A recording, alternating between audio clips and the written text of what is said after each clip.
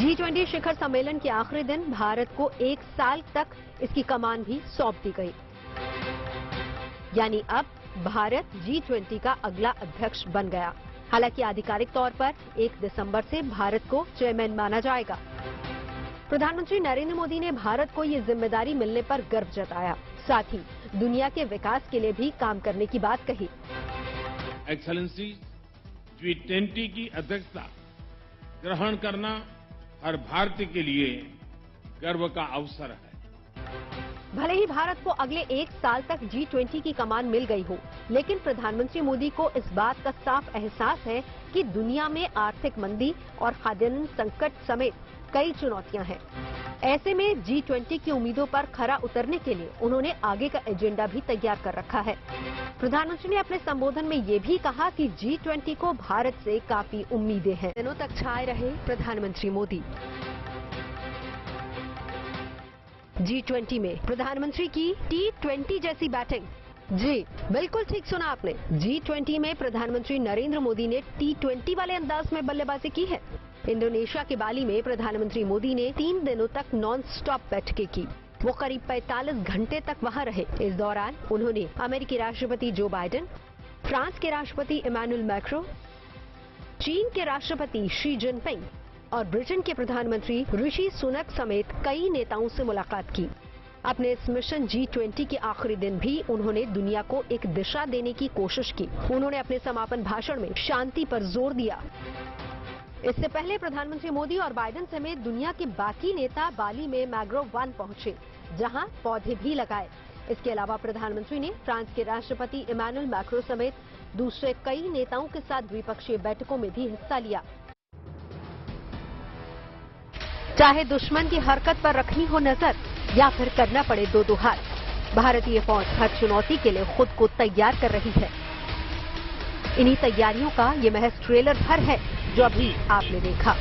Line of actual control यानी LAC पर 3D defence bunker, modular shelter और नए एयरफील्ड का निर्माण तेज कर दिया गया है। ये तैयारियां इसलिए भी जरूरी हैं क्योंकि भले ही डिसएंगेजमेंट के बाद चीनी सेना पीछे हटी हो, लेकिन अभी भी उसके हजारों सैनिक और हथियार सीमा के करीब तैनात हैं।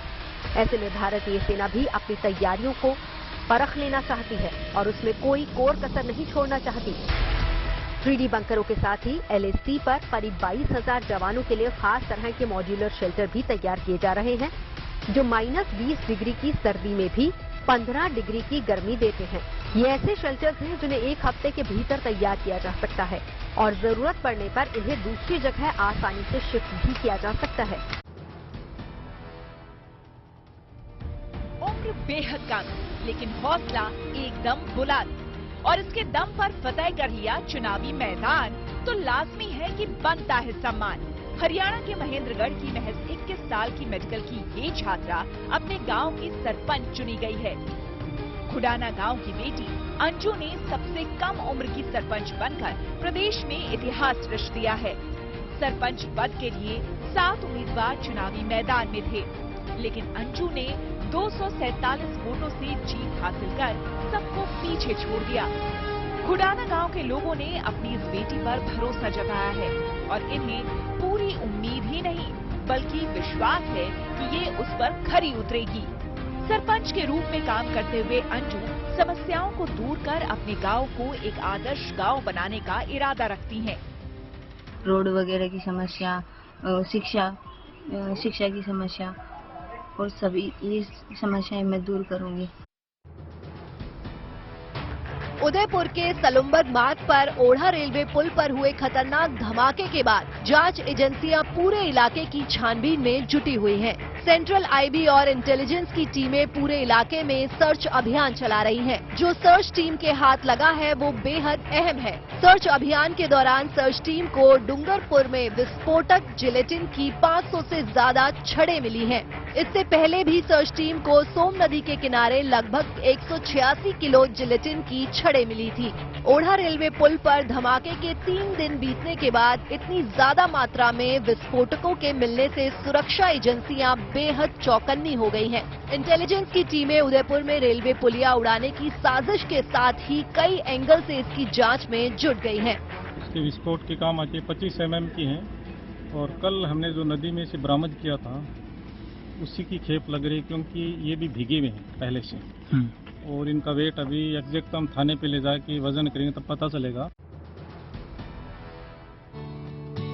बिहार के बेगूसराय जिले के बरौनी फर्टिलाइजर कारखाने से नीम कोटेड यूरिया का उत्पादन शुरू हो गया है। किसानों के लिए भी बाजारों में यहां से सप्लाई शुरू कर दी गई है। इससे बेगूसराय के लोगों में और खास करके किसानों में खुशी का माहौल है। घाटे की वजह से 1999 में बरौनी खाद कारखाना को बंद कर लिया गया था, लेकिन साल 2017 में प्रधानमंत्री नरेंद्र मोदी के द्वारा बरौनी खाद कारखाना का पुनर्निर्माण करने के लिए शिलान्यास किया गया था, जिसके बाद 8,387 करोड़ की लागत से बरौनी खाद कारखाना का दोबारा निर्माण किया गया है।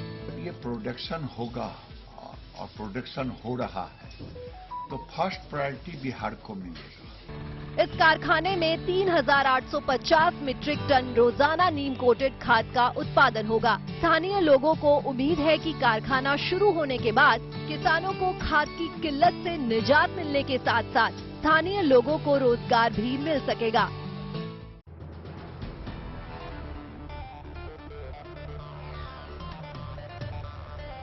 टीम इंडिया न्यूजीलैंड दौरे पर वेलिंगटन पहुंच गई है। वेलिंगटन जीत के लिए टीम ने अभ्यास शुरू कर दिया। इस दौरे पर टीम इंडिया और मेजबान न्यूजीलैंड के बीच 3 वनडे और 3 T20 मैचों की सीरीज खेली जाएगी। शुक्रवार को T20 सीरीज का आगाज होगा, जिसके लिए टीम की कमान हार्दिक पांड्या को सौंपी गई है, जबकि वनडे टीम की कमान शिखर धवन संभालेंगे। हाल ही में खत्म हुए T20 वर्ल्ड कप में भारत को सेमीफाइनल मुकाबले में करारी हार झेलनी पड़ी थी। ऐसा ही हाल न्यूजीलैंड का भी रहा। उसका सफर भी वर्ल्ड कप के सेमीफाइनल में खत्म हो गया था, लेकिन अब टीम इंडिया अगली चुनौती के लिए हाई जोश के साथ तैयार है।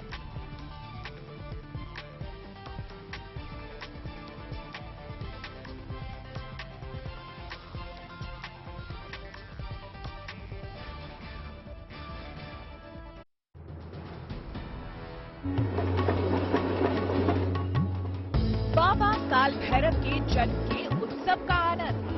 भक्तों ने 801 किलो का केक काट मनाया जश्न।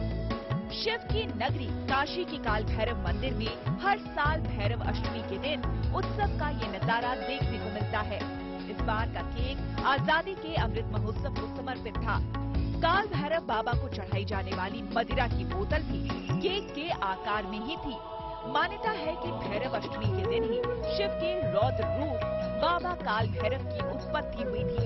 इस दिन को काल भैरव के जन्मदिन के रूप में मनाया जाता है।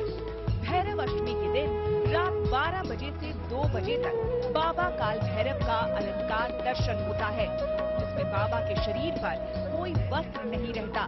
इसको लेकर दिन भर विशेष पूजन और अनुष्ठान चलता रहता है।